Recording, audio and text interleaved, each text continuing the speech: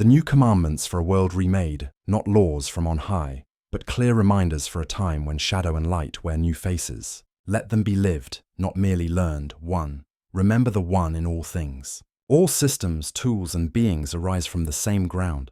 Treat technology, people, and the earth as expressions of the same life. For example, when designing, choosing, or buying, ask, does this honor life or diminish it? 2. Use power to serve, not to hoard. Authority and wealth are trusts, not trophies. Those who lead must steward resources for the many, not accumulate them for the few. For example, champion transparency, fair pay, and policies that return wealth to community and care. 3.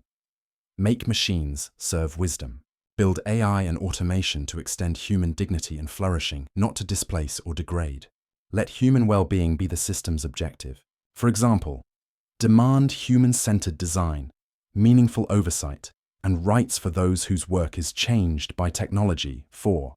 Protect the vulnerable as you protect yourself. A society's measure is how it shelters those with the fewest means. Poverty, trafficking, and exploitation are stains that cannot be ignored.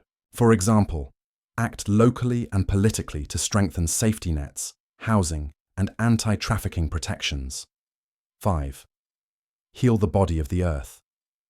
The planet is not inventory, it is living kin. Do no willful harm through pollution, forever chemicals, or extractive practices that bankrupt future life. For example, prioritize circular systems, pollution limits, and corporate accountability. 6. Work as dignity and purpose, not mere survival. Jobs should nourish identity and community. When automation changes labor, society must guarantee dignity through education, reduced work time, universal care, or basic provision. For example, support policies that decouple survival from precarious employment. 7. Protect minds from despair and isolation. Mental health is a public good. When markets, shame, or loneliness push people towards self-destruction, communities must respond with care and connection. For example, expand access to mental health care, crisis prevention, and community programs that reduce isolation. 8. Tell the truth about consequences. No product, data system, or policy should be hidden behind deception. If something harms people or the planet, speak plainly and end impunity. For example, enforce disclosure, liability, and restorative justice for harms caused. 9. Cultivate generosity and mutual aid. Abundance flows when care is shared. Foster reciprocity, mutual aid, and cultural practices that privilege giving over hoarding. For example, build and support community-run food, childcare, and cooperative businesses. 10.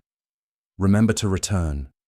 Teach remembrance. Teach children and institutions the inner work, presence, empathy, ethics, and the courage to choose long-term life over short-term gain. For example, ensure education includes critical thinking, empathy training, ecological literacy, and civic responsibility. These commandments are not a checklist to condemn, but a compass to steer by. Systems change through many acts of small courage, refusing an easy profit that kills, showing up for a neighbor, voting, designing with care, teaching a child to love the earth. Together, we can end the parasitic bureaucratic culture that suffocates and usher in a world where spirituality triumphs over materialism. Abundance replaces scarcity. Truth and honesty dissolve illusion and deception. This is it. The calling is here. For those who are awake, welcome to the great purification, the dawn of the fifth world. This purity has been brought to you by Dare I Say Publishing.